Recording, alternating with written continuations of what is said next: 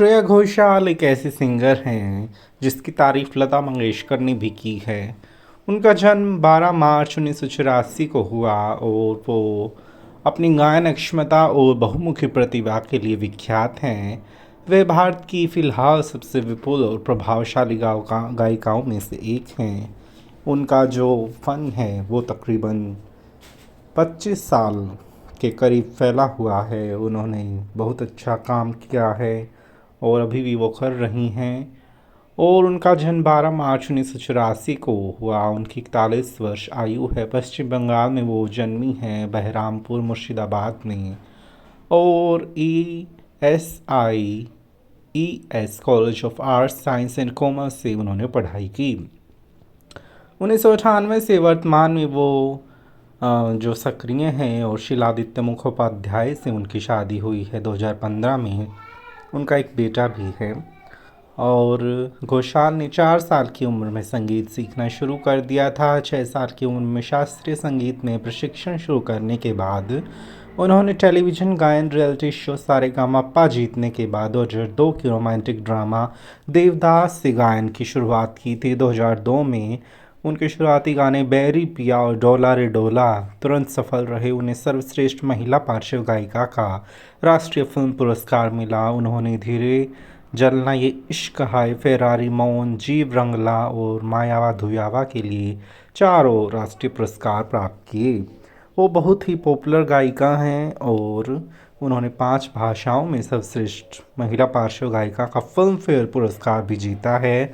डोला रे डोला, जादू है नशा है, बरसों रे मेघा, तेरी और दीवानी मस्तानी, घूमर घूमर, फिल्म साजे माथू से निन्ना नोडालेंथो और फिल्म संचो वर्ष गीता से गगन विभागी के लिए कि झक्कू पुक्कम पातिल ई पातिल, ऐसी कुछ तेलुगु और तमिल फिल्मों में उन्होंने काम किया है।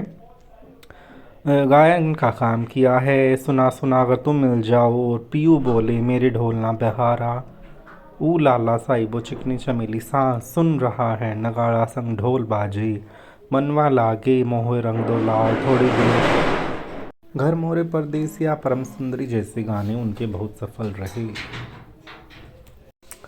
2002 से 4 पार्श्व गायन में पदार्पण। घोषाल निर्देशक संजय लीला भंसाली का ध्यान तब खींचा जब उन्होंने सारेगामापा के 75वें बच्चों के विशेष एपिसोड में भाग लिया। भंसाली की माँ लीला भंसाली शो देख रही थी और घोषाल के प्रदर्शन के दौरान उन्होंने उन्हें प्रदर्शन देखने के लिए बुलाया, जिसके बाद उन्होंने उन्हें अपनी फिल्म में मौका देने का फैसला किया।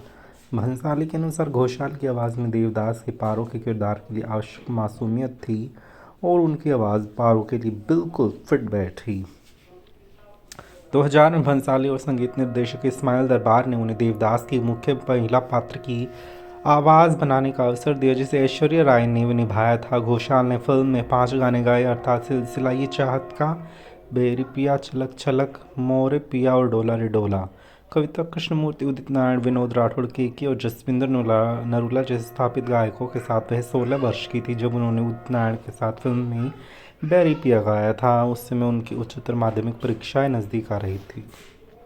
उस फिल्म में उन्होंने डोला रेले के लिए सर्वश्रेष्ठ महिला पार्श्व गायिका का पहला फिल्म फेयर पुरस्कार मिला। कविता कृष्णमूर्ति के साथ उन्होंने साझा की और बैरी पिया के लिए सर्वश्रेष्ठ महिला पार्श्व गायिका का राष्ट्रीय फिल्म पुरस्कार भी जीता। उनके प्रदर्शन के लिए उन्हें नई संगीत प्रतिभा के लिए फिल्म फेयर RD बर्मन पुरस्कार से भी नवाजा गया और बहुत सारे बेहतरीन पुरस्कार उन्हें वो भी मिले। उसके बाद बात करें तो माध्यमिक परीक्षा की भी तैयारी उन्होंने साथ साथ की और पढ़ाई भी इसके साथ साथ वो करती रहीं।